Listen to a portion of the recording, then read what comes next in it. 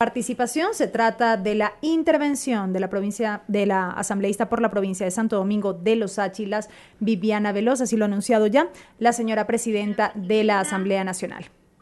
No sé si se me escucha, compañeros legisladores y a todo el pueblo ecuatoriano que en este momento está siguiendo esta transmisión. La principal característica del ordenamiento jurídico de cualquier Estado de derecho y con mayor de un Estado constitucional de derechos es que en la cúspide normativa se encuentra la Constitución.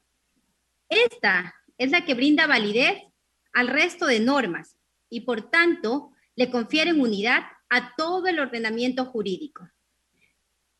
Esta objeción contiene 26 artículos y 10 disposiciones transitorias que reformulan 5 leyes orgánicas, entre estas el Código Orgánico Integral Penal, la Ley Orgánica de Comercio Exterior, el Código Orgánico de la Economía Social de los Conocimientos, Creatividad e Innovación, la Ley Orgánica de Prevención, Detección y Erradicación del Delito de Lavado de Activos y el Financiamiento de Delitos y el Código Orgánico de la Producción, Comercio e Inversiones.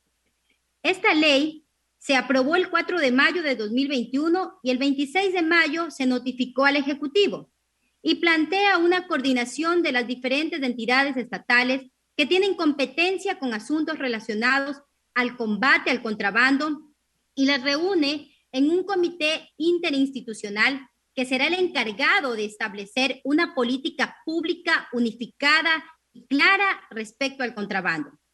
En esa línea, Guillermo Lasso enfoca sus observaciones en la sanción al cometimiento de delitos relacionados con los actos lesivos a la propiedad intelectual, a los derechos de autor, a la defraudación aduanera, elimina 10 disposiciones transitorias, plantea que el Comité de Comercio Exterior, COMEX, o quien haga de sus veces, sea el organismo que promocione los servicios electrónicos como el comercio electrónico y el uso de la firma electrónica.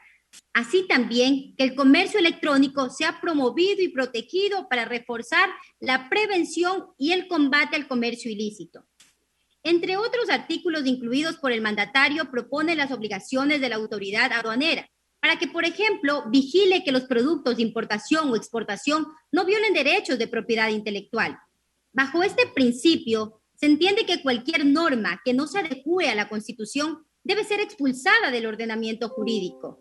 En el caso de los instrumentos internacionales, también deben adecuar sus disposiciones para que puedan ser aprobadas, pues así lo establece la jerarquía normativa establecida en el artículo 425 de la Constitución. Bajo esta lógica, constituye una grave afectación al Estado constitucional de derechos que las autoridades suscriban o aprueben normas contrarias a la norma suprema. Pero más aberrante resulta que el máximo intérprete de la Constitución pretenda justificar que entre en vigencia una norma que resulta abiertamente contraria al artículo 419 de la norma suprema. De manera incomprensible, la Corte Constitucional ha permitido que convivan en nuestro ordenamiento jurídico un instrumento internacional que con esta sentencia se entiende incorporado a la legislación vigente. Guillermo Lasso debe responder por adherirnos a ese convenio contrario a la Constitución, siendo el más alto personero del Estado. Está obligado a cumplirla, según el artículo 147, numeral 1 de la Constitución.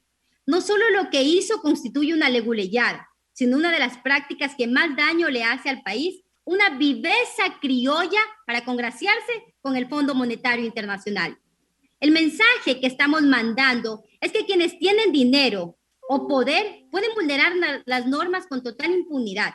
Sin embargo, estamos aquí, en este pleno reunido, para aprobar normas penales que sancionan infracciones a las violaciones de la propiedad intelectual. Estamos por incrementar las penas por estos delitos cuya naturaleza es económica y que no genera alarma social. Estamos por poner todo el aparato estatal para perseguir hechos que podrían tener una mejor respuesta a través de otro tipo de sanciones. Como siempre, pretendemos fomentar el populismo penal y empezamos a emplear la privación de la libertad para sancionar cualquier transgresión.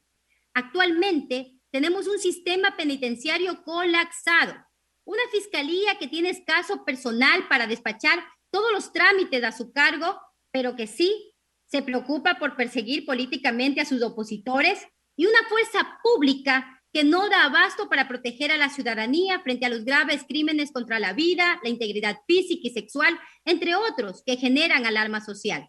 Nuestra Constitución no solo garantiza la proporcionalidad entre la infracción y la pena, sino que consagra el principio de mínima intervención penal, que implica que solo las conductas que generan mayor alarma social deberían conllevar la prisión.